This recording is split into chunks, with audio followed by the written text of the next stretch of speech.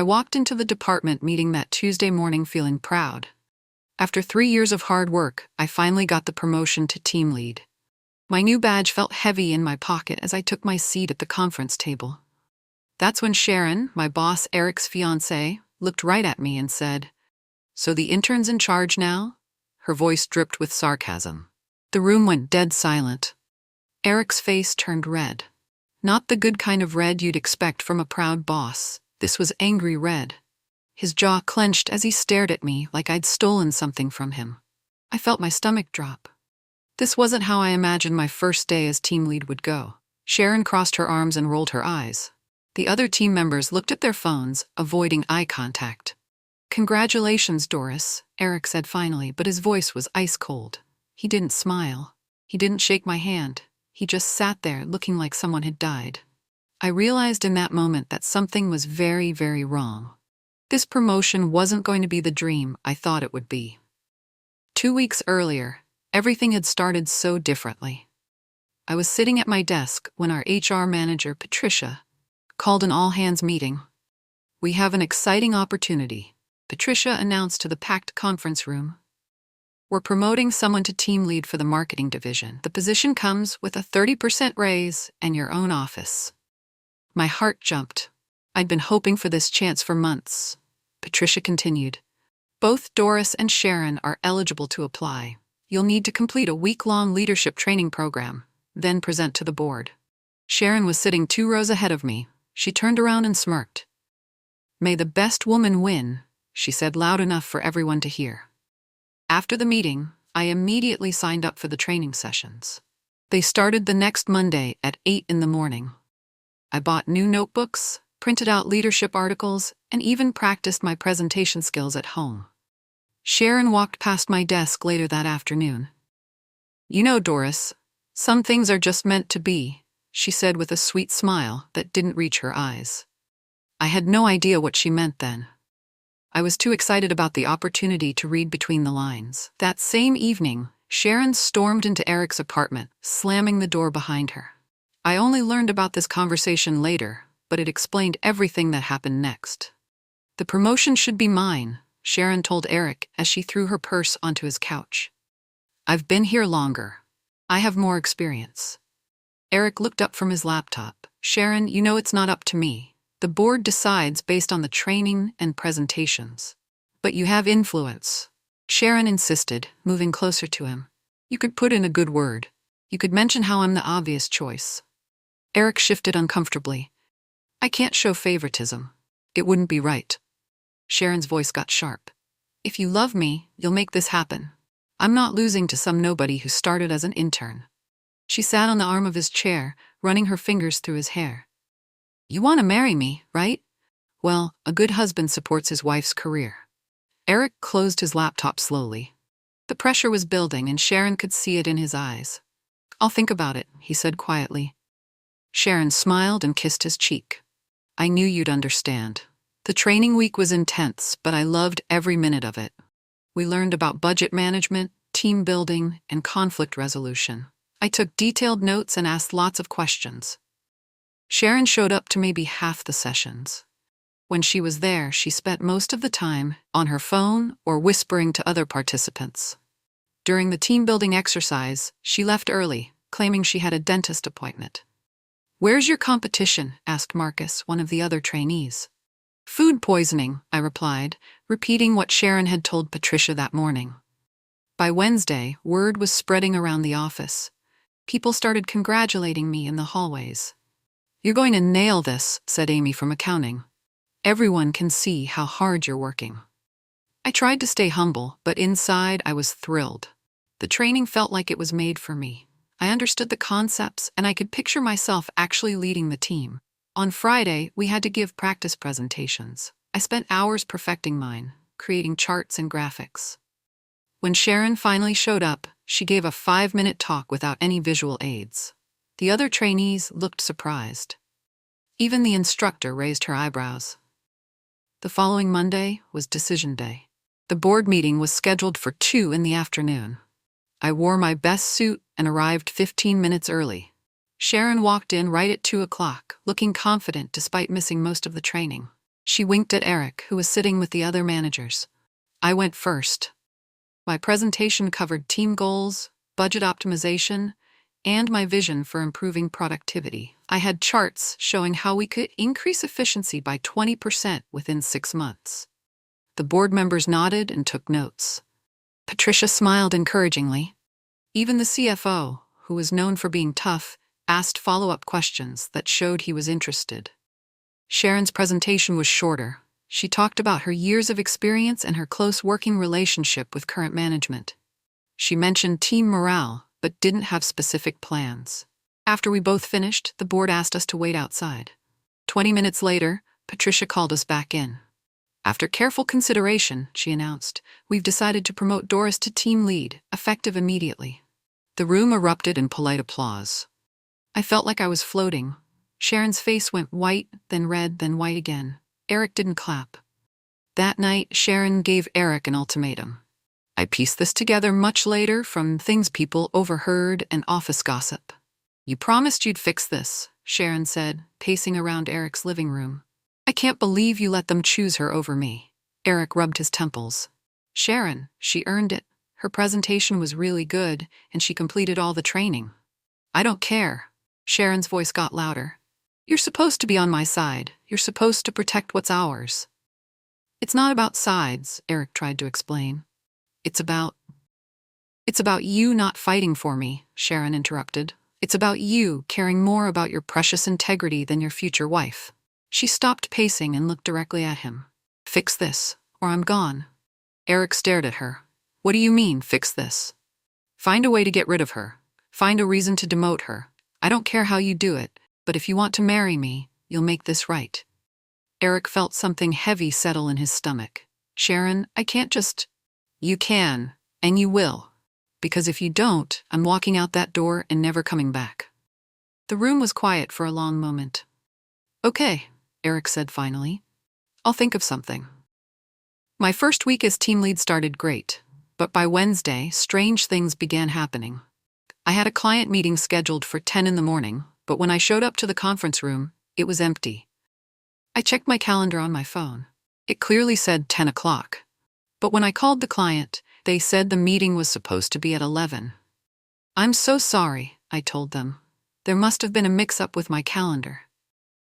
We rescheduled, but I felt embarrassed. This was exactly the kind of mistake I couldn't afford to make in my new role. My PA, Drew, was apologetic when I asked him about it. That's weird, he said, looking at his computer screen. It shows 11 o'clock in the system. Must have been a tech glitch when it synced to your phone. I accepted his explanation. Technology fails sometimes, right? But the next day, it happened again. I missed a conference call because my calendar showed the wrong time. This time, I was supposed to dial in at 2, but my phone said 3. Another sync issue, Drew said with a concerned frown. I'll call IT and have them check your account. I started to feel worried. 2 scheduling mistakes in 2 days didn't look good for a new team lead. By Friday, I was sitting in Patricia's office, feeling confused and defensive. Doris, I'm getting reports that you've missed 2 important meetings this week, Patricia said, looking at a file on her desk. This isn't like you. Is everything okay? My chest felt tight. I think there's something wrong with my calendar system. The times keep showing up wrong on my phone. Patricia nodded slowly. I see. Well, these were important clients. The Johnson account specifically mentioned they felt ignored. I called them back immediately and rescheduled, I said quickly. The presentation went great once we connected. That's good to hear, Patricia said, but her tone was serious. However, I need you to understand that as team lead, reliability is crucial. If your performance doesn't improve, we'll need to revisit your promotion. The words hit me like a punch to the stomach. Revisit my promotion? I'd worked so hard for this role. I understand, I managed to say. It won't happen again. Walking back to my office, I felt sick. Something was definitely wrong, but I couldn't put my finger on what. I decided to start keeping track of everything myself. Over the next 2 weeks, the problems got worse. Important emails I thought I'd sent never arrived. Team members complained they didn't receive project updates. A presentation I'd prepared disappeared from the shared drive. I started keeping a detailed log in a notebook I carried everywhere. Every task, every email, Every meeting. I wrote it all down by hand. "This is crazy," I wrote one evening. "Either I'm losing my mind or someone is messing with me." Drew had explanations for everything: server issues, email delays, file corruption. He was always sympathetic and helpful, promising to look into each problem. But I was starting to notice patterns. Problems only happened with things Drew had access to. My personal emails were fine. Documents I kept on my own laptop never had issues. "I don't trust anyone anymore," I wrote in my log. Not even Drew. The thought scared me. Drew had been my PA for 8 months. He'd always been reliable and friendly. We'd even grabbed coffee together a few times. But the evidence was piling up. Either Drew was incredibly unlucky with technology, or something else was going on. I decided to test my theory. On a Tuesday morning, I sent Drew a fake calendar invite for a client meeting. I told him it was confidential and asked him to update my calendar with the correct conference room. Then I watched. From my office, I could see Drew's desk through the glass partition. At exactly 11:15, I saw him typing on his computer, looking at my calendar. But instead of putting conference room A like I'd told him, I watched him type something else. My heart started racing. At lunch, I checked my phone. The meeting now showed conference room C, and the time had been changed from 2 o'clock to 3 o'clock. There was no meeting, there was no client, but Drew had changed the details anyway. I sat in my car in the parking lot, hands shaking. Drew was sabotaging me. But why? That afternoon, I confronted him. "Drew, about that meeting this afternoon, which room did I say?" "Conference room C," he answered without hesitation. "At 3 o'clock. "That's strange," I said, watching his face, "because I wrote conference room A at 2 o'clock in my notes." Drew's smile flickered for just a second. "Oh, you must have misheard me when I called to confirm with the client. Autocorrect probably changed it when I updated your calendar." I didn't buy it for a second. That night, I went home and made a decision. I couldn't trust Drew anymore, so I'd manage everything myself. I removed his access to my calendar and started scheduling all my own meetings. I kept copies of every important email in a personal folder. I backed up all my files to a cloud storage account that only I could access. The change was immediate. Suddenly, I wasn't missing meetings. My emails were arriving on time. Projects moved forward smoothly. Within a week, Patricia pulled me aside. "Whatever you changed, keep doing it," she said with a smile. "Your performance is back to the level we expect from a team lead." Relief flooded through me. I wasn't crazy, and I wasn't incompetent. Someone had been sabotaging me, and now I had proof. But removing Drew's access made him nervous. He kept asking to help with scheduling, offering to manage my email, suggesting we go back to the old system. "I've got it handled," I told him each time. Meanwhile, Sharon was getting worried. I could see her having hushed conversations with Eric by the coffee machine. They'd stop talking whenever anyone walked by. Something bigger was coming. I could feel it. 2 weeks later, Eric and Sharon met after hours in his office. I know this because the night janitor, Miguel, overheard them and mentioned it to me months later during the investigation. "She's too good," Eric was saying, stress obvious in his voice. "Her performance is perfect now. I can't find any legitimate reason to write her up." Sharon paced in front of his desk. "Then we need to create a reason." "What do you mean?" "I mean we frame her for something big enough that the board has no choice but to fire her." Eric looked uncomfortable. "Sharon, that's crossing a line." "The line was crossed when they gave her my job," Sharon shot back. "Besides, it's not like we're actually stealing anything. We just need to make it look like she did." She sat on the edge of his desk. "Drew still has admin access to some of the financial systems, right? From when he helped with the budget reports last month?" Eric nodded slowly. "Perfect. We create some fake vendor payments under her authorization. Make it look like she's embezzling. The board fires her for misconduct, and I get promoted to replace her." "That could send her to jail," Eric said quietly. Sharon shrugged. "That's her problem for taking what was mine." Eric stared out his office window for a long time. Finally, he nodded. "The setup was more sophisticated than I gave them credit for." Using my old login credentials that were still stored in a shared system, Sharon accessed the vendor payment portal from her laptop. Drew helped by creating fake invoices from shell companies. They were careful to make the amounts seem reasonable. Nothing so large that it would trigger immediate red flags. Over 2 weeks, they processed 12 fraudulent payments, totaling $47,000. Each one showed my digital signature as the approving manager. The money was funneled into a private account Sharon had opened under her maiden name, Harrison. She was careful never to touch the funds, knowing they'd need to be returned to avoid serious criminal charges. The plan was to let me discover the missing money during my monthly budget review, then act shocked when the investigation revealed my digital signatures all over the fake payments. What they didn't count on was the forensic audit that would come later. Every digital action leaves a trail: IP addresses, keystroke timestamps, even mouse movement patterns. Sharon thought using my old credentials would be enough to frame me. She was wrong, but I didn't know any of this yet. All I knew was that Drew had been acting strange lately, staying late, having whispered phone conversations. Something was building, and it was about to explode. 3 weeks later, I was called into an emergency meeting with Patricia and the CFO. My stomach dropped the moment I saw their faces. "Doris, we need to discuss some irregularities in the vendor payment system," Patricia said, sliding a folder across the table. I opened it and felt the world tilt. Transaction after transaction, all bearing my digital signature, all for companies I'd never heard of. "I don't understand," I said, flipping through the pages. "I never authorized these payments." The CFO leaned forward. "These payments total nearly $50,000. The vendors don't exist. The money is gone." My hands started shaking. "Someone else must have used my login. I would never." "Your digital signature is on every authorization," Patricia interrupted. "The system logs show the payments were made from your computer." "That's impossible," I said, my voice getting louder. "I keep detailed records of every payment I approve. None of these are in my files."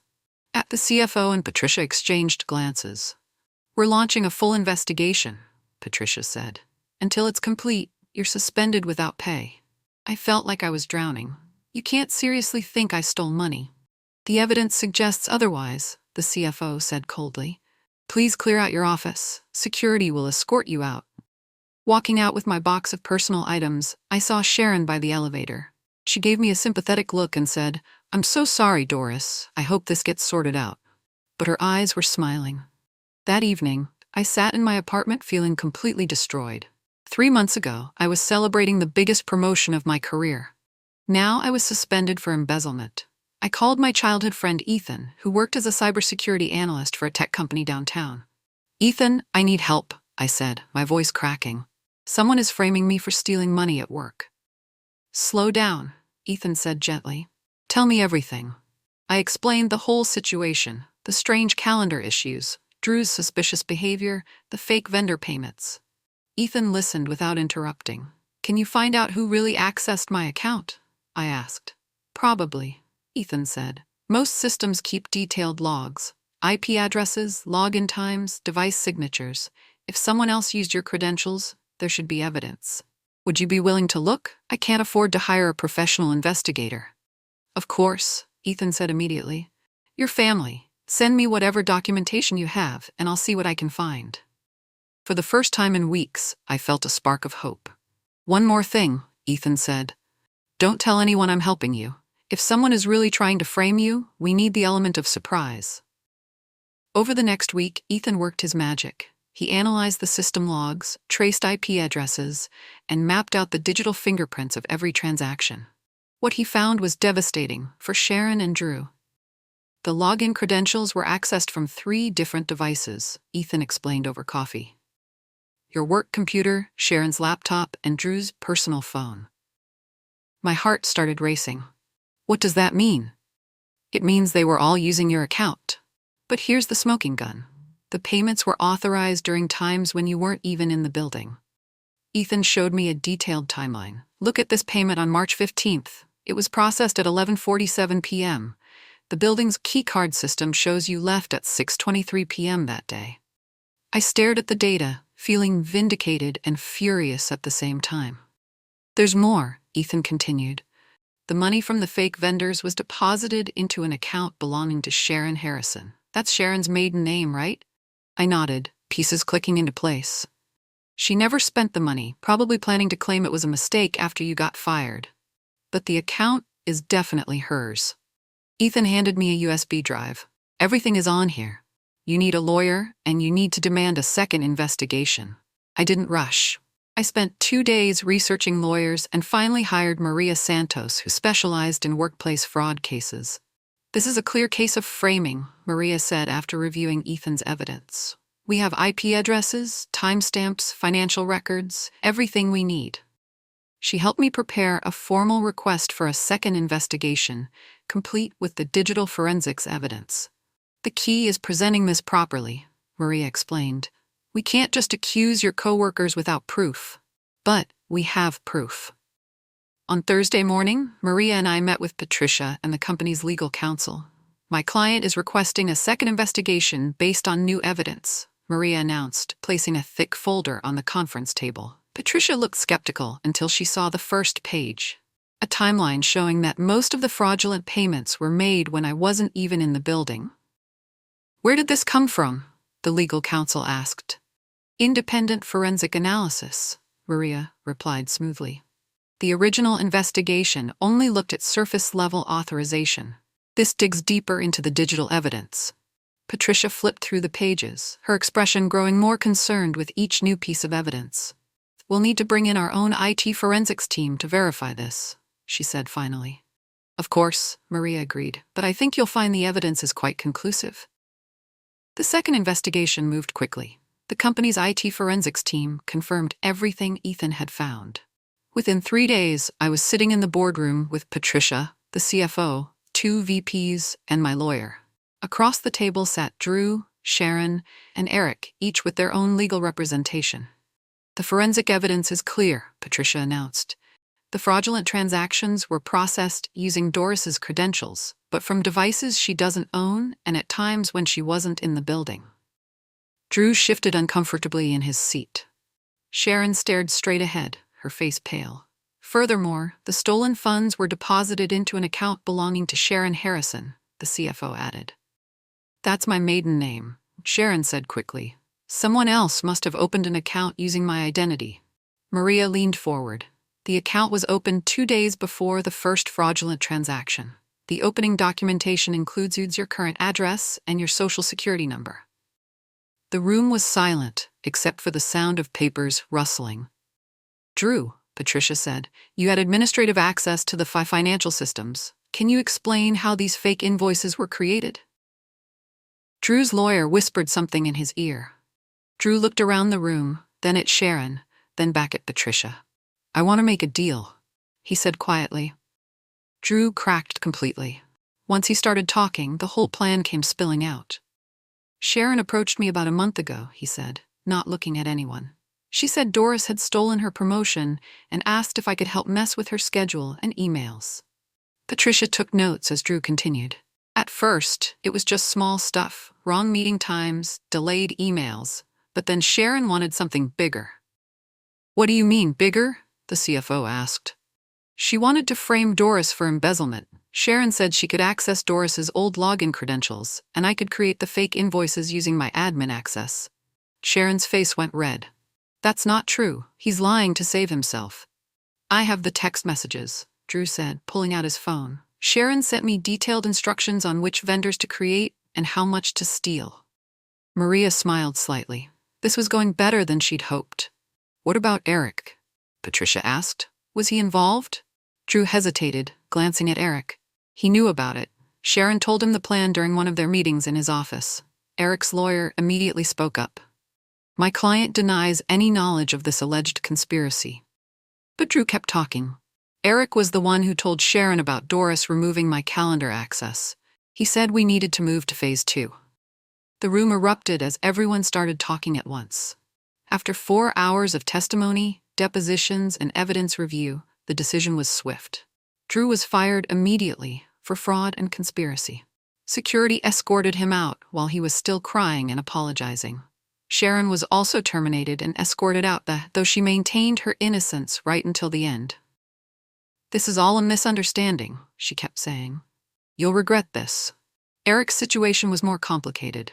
While there was evidence he knew about the plan, he hadn't directly participated in the fraud. Eric will be placed on administrative leave pending a full review, Patricia announced. We take these allegations very seriously. Then Patricia turned to me. Doris, on behalf of the company, I want to formally apologize. You've been cleared of all wrongdoing, and we're reinstating you immediately with full back pay and a bonus for the stress you've endured. I felt a weight lift off my shoulders that I'd been carrying for weeks. Additionally, the CFO added, we're promoting you to senior team lead with a 15% salary increase, effective immediately. Walking back to my office that afternoon felt surreal. My team was waiting for me with flowers and a welcome back banner. The standing ovation they gave me brought tears to my eyes. Over the next few days, more information came to light. The internal investigation expanded, and they discovered that Eric had been undermining me for weeks before the embezzlement scheme. Email records showed he'd been lobbying other managers to question my decisions. He'd planted seeds of doubt about my leadership abilities and suggested I was too inexperienced for the role.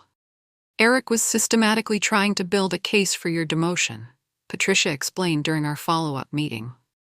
Even without the fraud, his behavior was completely unacceptable. The board made a final decision. Eric was permanently terminated and blacklisted from any future employment with the company. When the news broke, I felt vindicated, but not vengeful. Eric had made his choices, and now he had to live with the consequences. The ripple effects spread quickly. Sharon and Eric's engagement ended within a week. Drew tried to find work at other companies, but word had spread through the industry. Meanwhile, my team rallied around me stronger than ever. They'd seen what I'd endured and how I'd handled it with dignity. You never bad-mouthed anyone, Amy from accounting told me. Even when things looked really bad, you stayed professional. That meant more to me than any promotion or raise. 3 months later, I was thriving in my new role. The team's productivity was up 25%, and we'd landed 2 major new clients. Eric reached out one afternoon, calling my direct line. Doris, please don't hang up, he said before I could say anything.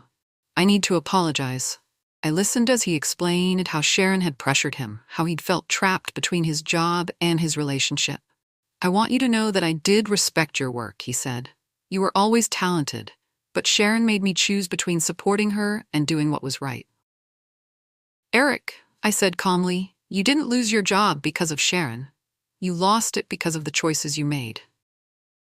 I know, he said quietly. I just wanted you to know that I'm sorry. I appreciate that, I replied. But an apology doesn't undo the damage. You tried to destroy my career to save your relationship. There was a long pause. Is there anything I can do to make this right? You can learn from this and make better choices in the future, I said. But as for us, there's nothing more to discuss. I hung up feeling at peace. No bitterness, no anger, just closure. A year later, I was leading a new division with 30 employees and a multi-million-dollar budget. The company had promoted me twice more, recognizing my leadership and integrity. I'd also started mentoring other young professionals, sharing my story and teaching them about documenting their work and protecting themselves in corporate environments. One afternoon, I was leaving a client meeting downtown when I saw a familiar face at the reception desk of a small marketing firm. Sharon was sitting behind the desk, wearing a name tag that read, Temporary Receptionist. Her designer clothes were gone, replaced by a simple blouse and cardigan. Our eyes met for just a moment. I saw recognition flash across her face, followed by something that might have been shame. I thought about stopping, maybe saying hello, but decided against it. We had nothing to say to each other. Instead, I smiled politely and walked past her toward the elevator. As the doors closed, I caught my reflection in the polished steel. I looked confident, successful, and most importantly, at peace. I'd survived their attempts to destroy me, and that was enough. The final twist came 6 months later during a company-wide meeting. Our CEO announced a major restructuring that would create several new executive positions. We're promoting from within, he said, focusing on employees who've demonstrated exceptional leadership and integrity under pressure. After the meeting, Patricia approached me privately. Doris, we'd like to offer you the position of Vice President of Operations. it comes with a significant salary increase and equity in the company. I accepted immediately. At 32, I was the youngest VP in the company's history. The announcement made waves throughout the industry. Several business magazines wanted to interview me about my rapid rise through the ranks. During one interview, the reporter asked about overcoming workplace adversity. "The key is to never compromise your integrity," I said. "Document everything, trust your instincts, and remember that the truth always comes out eventually." Any advice for people facing similar situations? "Don't stoop to their level," I replied. "Fight back with facts, not revenge. Let your work speak for itself." The article was published with the headline, "Rising Above: How One Executive Turned Sabotage into Success." I framed a copy and put it on my office wall, not out of pride, but as a reminder of how far I'd come. Today, I run 3 divisions with over 100 employees. My story has become part of the company's training materials, teaching new managers about workplace ethics and the importance of protecting talented employees. Drew never found another job in our industry. Sharon moved to another city, and I heard she eventually found work in real estate. Eric started his own consulting business, but it never really took off. I don't think about them often anymore. My focus is on building something positive, mentoring other women in leadership, and proving that integrity always wins in the long run. Sometimes, young employees ask me how I stayed so calm during the investigation. The answer is simple. I knew the truth, and I trusted that the truth would be enough. Last week, I received a handwritten letter from a woman who'd read about my story online. She was facing similar workplace sabotage and wanted advice. "Remember," I wrote back, "they can attack your reputation, question your abilities, and even try to frame you for things you didn't do. But they can't take away your actual skills and integrity. Those belong to you." Sitting in my corner office, looking out at the city skyline, I reflected on the journey that brought me here. I didn't destroy them. I just survived them. And that was enough.